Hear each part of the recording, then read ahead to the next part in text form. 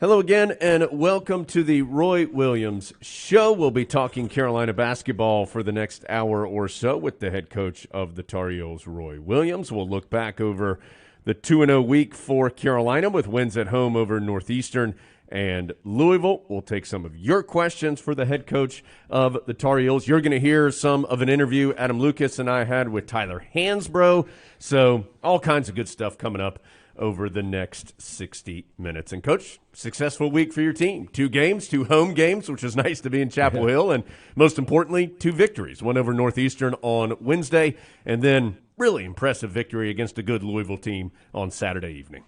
Yeah, Jones, you're exactly right. It's a good week when you can win 2 games. I don't care where you are, who you're playing, or anything, but started out with Northeastern, and you have to say thank you to Clint Gwaltney, our assistant AD, that helps me with the basketball scheduling. When I say helps me, that means I tell him 1 or 2 things, and then he makes 100 phone calls. But he really did a great job getting us a game. We wanted a game. The kids want to play games, and we played well at times in the Northeastern game. Came through with a win, and then played great on Saturday against a Louisville team that has been good this year, but they've been really hit hard by the coronavirus. They've only had 8 practices in 19 days and no games. Yeah. So we caught them at a good time. But we played well, and I was pleased with the way we played and the things we did, and pleased at some part in both games. Coach, I was going to say, I think everyone understood Louisville was in a difficult situation, and yet your team still had to go out and do what it did, and that's shoot 61%. Shared the ball, played good defense. The final score seemed to reflect that quality of play from your team. Well, it did, and it also it got worse and worse at the end for Louisville. And, you know, you've heard me say this 100 times. I hardly ever look at the score. Right. I'll look at the time left right up above the backboard, and all of a sudden I look up, and that score was really surprised. I knew we were playing well. I knew we had a 19-point lead at half because I always check. And then we played terribly the first 4 minutes of the second half, had 5 bad box outs and 5 turnovers. And then I think after that we were really good, shared the ball well, got a lot of layups on the break, got some high-low looks that I think are good for us, and all of a sudden the score got out of hand. But I do believe that we really did some good things that I was pleased with. And, again, I'll say even in both games, but yet in coaching, it's hard to even remember 2 games ago. You can barely remember what happened the last game because you're focused on the next one. A lot of good numbers that the Tar Heels traditionally like in that game against Louisville. 58-32 points in the paint. 26-12 off turnovers, 26-11 on fast break. A lot of good numbers there for Carolina. Coach, the game was tied at 18, about 10 minutes into the game or so. Carolina outscored Louisville the rest of the way, 30-11. All 30 of those points were scored by freshmen on your team. Yeah, it was a heck of a time period there. I mean, Kerwin got it started making the threes. Dayron was making baskets inside, and so that was big time for us, to say the least there. But I think Kerwin making, if I'm not mistaken, he made like 3 threes in a 5-minute stretch there, and that was huge for us, and we were getting some stops on the other end. And it was, as I walked off the court at halftime, I even forgot to look up at the score and turn around and ask Eric Cooch what the score was as I was standing in the tunnel. And so it was something that driven by the freshmen, and that's okay with me. As long as they're wearing a North Carolina uniform, during the game, I'm not concerned about what class they are. Career high for Kerwin Walton, 19 points, including 5 of 7 in total from three-point range. Dayron Sharp, Coach mentioned, 21 points and 11 rebounds in just 17 minutes for Dayron in the game. So incredibly efficient time for Dayron on the floor. And, Coach, he was one of course, your 4 big guys. 7 assists and just 1 turnover from those 4 big guys. It felt like a lot of those assists were going from big to big, high post to low post. And that's something we work on. And with Dayron, to be honest about it, too, I wasn't sure how well he'd played because 2 days before he hurt his foot. It bothered him in the Northeastern game. We held him out of most of practice on Thursday, and then we're waiting to see what he could do on Friday, and it felt much better on Friday. Doug Halverson, our trainer, did a great job with him, and so he felt great. But I tried to make sure that I wasn't keeping him on the court in too long a period of time to let him get fatigued a little bit because I think when people get fatigued, they start their running mechanics, jumping mechanics, everything suffer. But, no, that was a tremendously impressive line for 17 minutes. And, Coach, in the 2 games, Northeastern and Louisville, your bench outscored the opposition bench a total 85-30 in those two games. Felt like you were getting a lot of contributions from guys coming into the game. Well, we have all year long, but we really pushed that because when we played Virginia, which wasn't that long ago, last year in 2 games, their bench outscored our bench 47-10.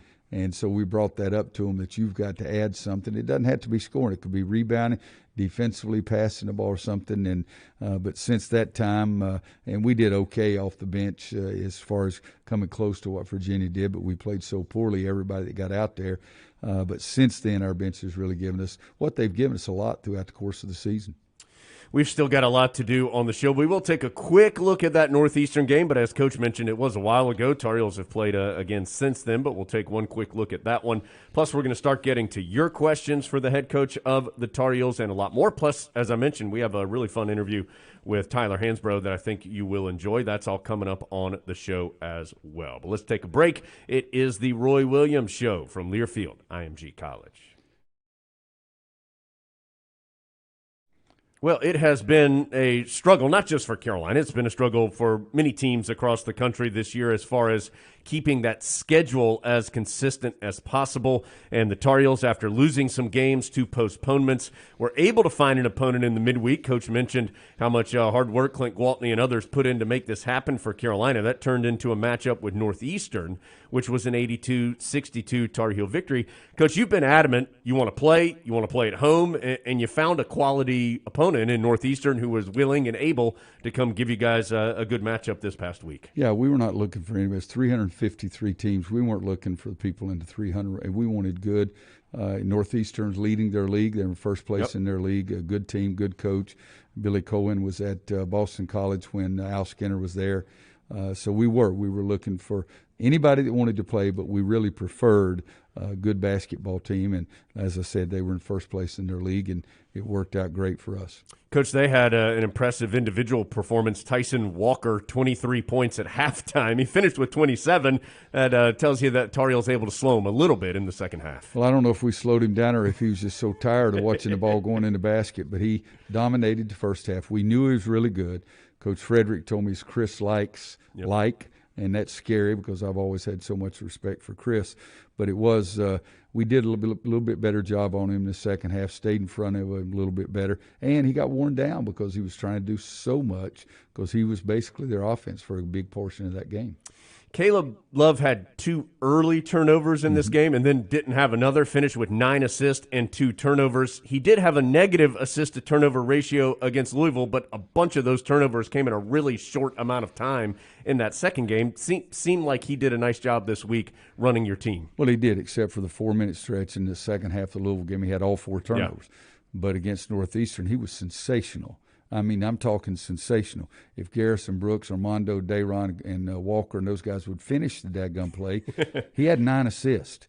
And he had 5 other passes that our guy missed the shot and got fouled or just missed it, and it was point-blank range. I mean, they got to do their job. I mean, because he's standing there looking at 14 assists during the course of a game. For a freshman, it's off the charts the way we score it because we give him an assist not only if the guy gets fouled or even if he misses a shot, but just for throwing the ball inside. Yep. And he was 19 and a half. Wow. 19 and a half assists, which we haven't had that in a couple of years. And that speaks to something you have spoken to a lot about this year, the fact that he had not really ever been asked to run a team as the point guard, but continuing to improve in that area. No question. He's gotten better and better, and just a little bit of time. We'd like for it to be huge jumps, but that's not what it is, but I want him to get better every day. Okay, we still have a lot to do with Coach. We're going to start getting to your questions for the head coach of the Tar Heels when we return. We'll talk a little bit about Carolina adding another game as well. This time it is against Marquette. Steve Wojciechowski, former Duke player, Duke coach, is the head coach of Marquette. Tar Heels will host the Golden Eagles this upcoming week. We'll talk about that and a lot more as we move through the show. It's the Roy Williams Show from Learfield, IMG College. Welcome back to the show, and we're going to start getting